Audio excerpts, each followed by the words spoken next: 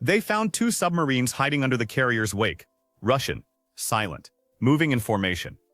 And for the next 90 minutes, the United States Navy turned the Strait of Hormuz into a masterclass in how to win without firing a shot. 4:17 in the morning. The sonar screen aboard the lead destroyer went white with two cold contacts rising from the deep.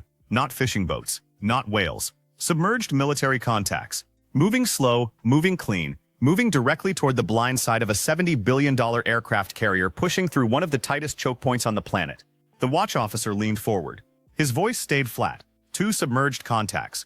Bearing 084 and 091. Same depth, same speed, coordinated movement. That last word landed like a brick. Coordinated means intentional. Intentional means someone in Moscow decided this morning was a good day to find out what happens when you slide nuclear submarines toward an American carrier strike group in international waters. On the surface, everything looked boring. Flight deck lights dimmed. Escorts moving in clean formation. The carrier cutting through black water like a floating city that refuses to acknowledge problems. But underwater, the ocean had stopped being empty. Two Russian submarines were now part of the morning commute. And they were not sightseeing. The sonar team went to work. Passive listening first. No active ping. Not yet. Because the Navy does not shout into the ocean unless it absolutely has to. It listens. It compares acoustic signatures. It builds a profile while the other side thinks it is still invisible.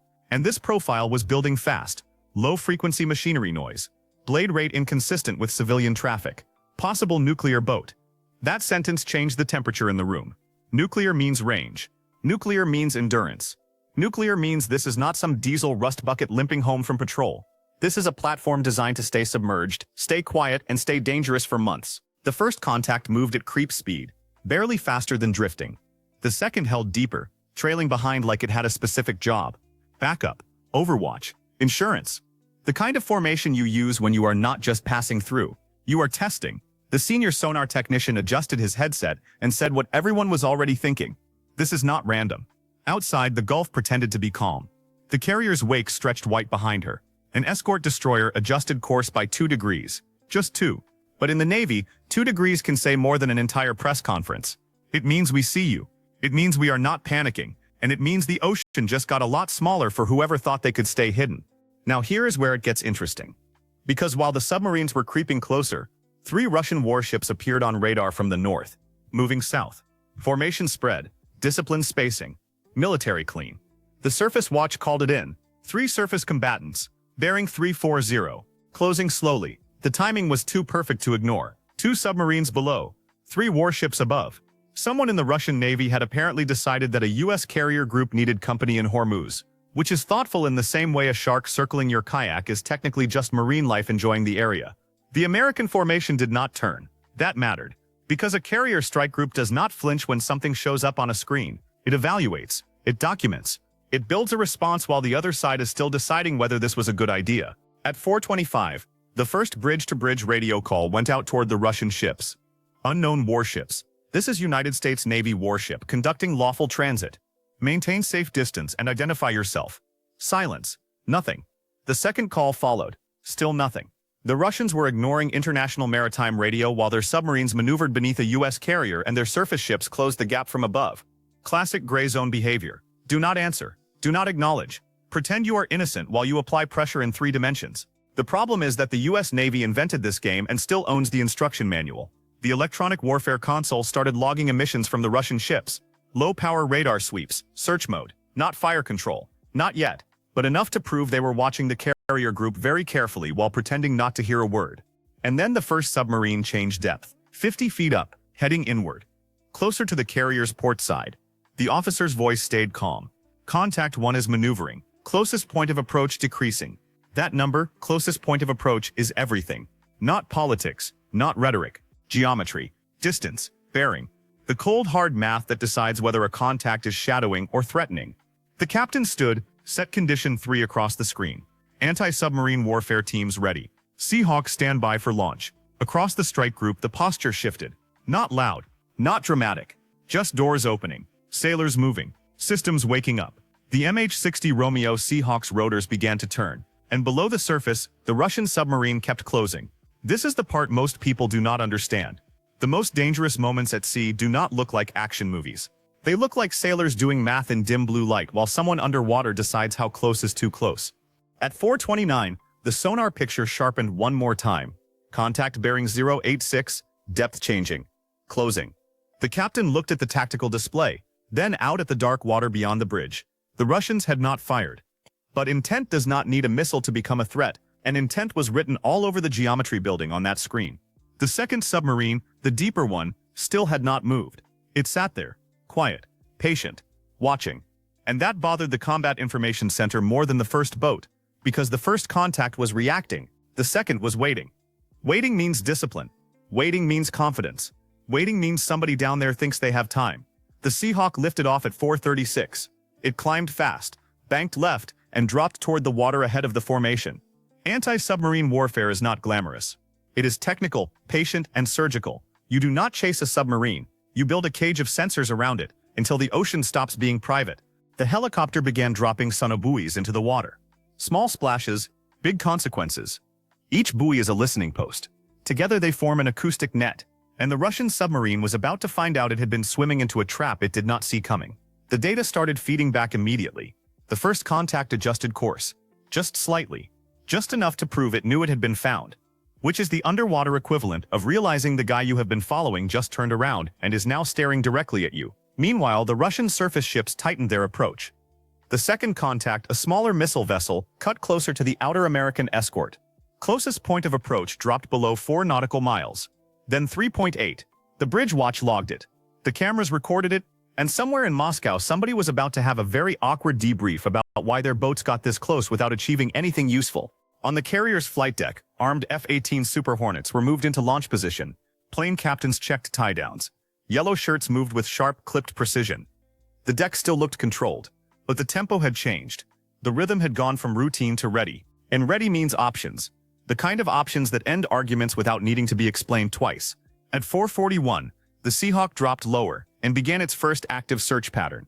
The sonar scanned ahead of the carrier's port quarter. On the tactical display, the submarine track sharpened, then drifted, then sharpened again.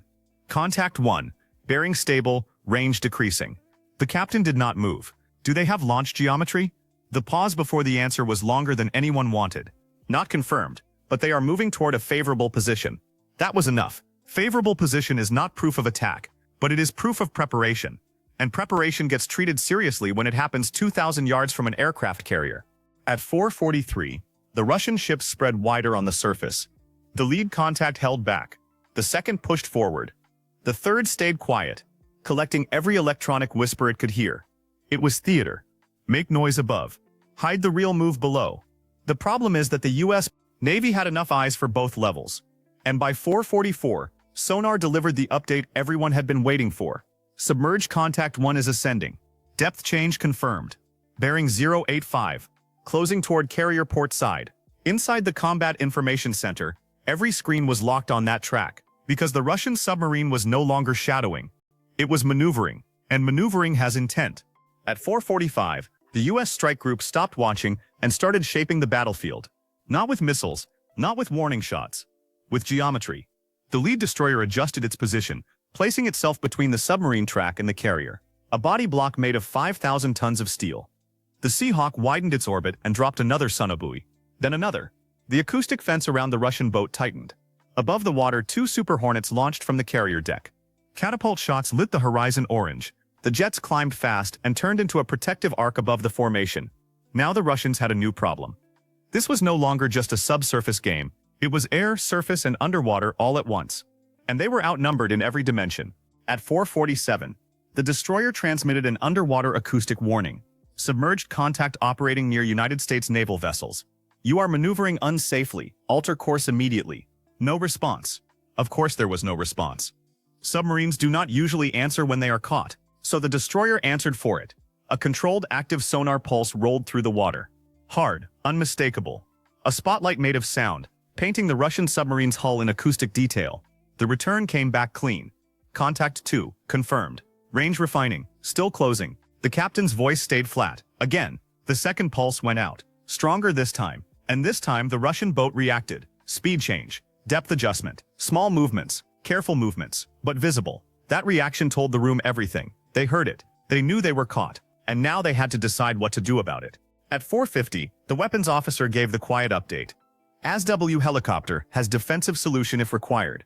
Translation: if that submarine keeps closing, we can put a torpedo in the water before it realizes the mistake it just made. But that capability stayed in reserve, because the United States Navy does not survive tense moments by shooting first and asking questions later. It survives by making the other side reconsider, without needing to prove the point violently. The captain held the line, maintained defensive posture, no release unless hostile act confirmed. And for 5 long seconds the submarine track froze. The entire Combat Information Center watched. If it turned inward, the morning was about to get a lot more complicated. If it turned away, the game was over. The contact drifted, held, and then finally angled out. Contact 2 changing course. Bearing opening. Nobody cheered. Professionals do not celebrate until the threat is outside weapons range and the mission is complete. The Russian submarine descended. The surface ships began to pull back. The lead warship reduced radar emissions. The missile boat slowed and widened its distance. The electronic support ship drifted farther north. The pressure was lifting because the move had failed. The Russians had come in trying to test an American carrier group in one of the most strategically sensitive waterways on the planet. They wanted to see how close they could get. They wanted to see if the U.S. Navy would panic, overreact, or make a mistake that could be clipped, edited, and replayed on state television back home. Instead, they got sonar, helicopters, destroyers, fighter jets, and a formation that refused to blink. They came in coordinated. They left tracked, recorded, and escorted out of the danger zone by a network that saw every move before they finished making it. By 5:22 local time, both Russian submarines were opening range and descending. The surface contacts were no longer closing. The Seahawk returned to the destroyer and shut down. The Super Hornets stayed airborne but widened their patrol. The P-8 Poseidon, a maritime patrol aircraft that had arrived high overhead during the encounter, confirmed both submerged contacts were outside the defensive envelope. The carrier strike group returned to normal transit posture. Same course, same speed, same massive unbothered presence moving through the Strait of Hormuz, like the last 90 minutes had been a minor scheduling conflict. The official log entry was clean. No shots fired, no collision. Multiple unsafe maneuvers recorded. Russian submerged contacts tracked and escorted clear of carrier screen. Professional, controlled, documented. But here is what that log entry does not capture. The United States Navy just turned a Russian pressure operation into a free intelligence collection event. Every radar emission, every course change, every acoustic signature, every reaction to active sonar, all of it was recorded, analyzed, and filed. The Russians wanted to test American resolve. They ended up testing American sensors. And those sensors passed with honors. This was not about who shot first. It was about who stayed calm, who controlled the battle space, and who walked away with more information than they gave. On that scorecard, the U.S. won in every category that mattered. The Russian formation tried to create ambiguity. The American formation removed it. They tried to apply pressure. The pressure got reflected. They tried to stay hidden. They got spotlighted, boxed, and politely shown the exit. So here is the real question.